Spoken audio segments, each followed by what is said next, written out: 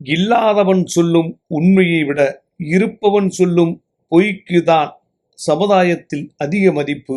உனக்கு சரி என்று பட்டது அனைவருக்கும் சரி என்று ஆகிவிடாது. காரணம், அனைவருக்கும் ஒரே சூழ்நிலை அமைவதில்லை. விலகி போனவர்களை விரும்பி தேடாதீர்கள். போனால் போகட்டும் என்று விட்டுவிடுங்கள். யாரையும் திருத்துவதற்காக படைக்கவில்லை இறைவன். பிறர் திரும்பும்படி நம் வாழ்க்கையை வாழ்ந்து காட்டினாலே போதும். தான் தடுமாறி விழுந்த இடங்களில் தவறி கூட தன் மகன் விழுந்துவிடக் கூடாது என்று நினைப்பவர்கள்தான் அப்பாக்கள்.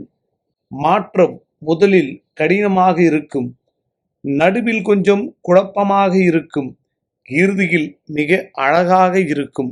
ஒரு காலகட்டத்தில் நாம் கடந்து வந்த காலங்களை திரும்பி பார்த்தால் எல்லோரும் நம்மை உபயோகப்படுத்தி கொண்டவர்களாகவே இருப்பார்கள்.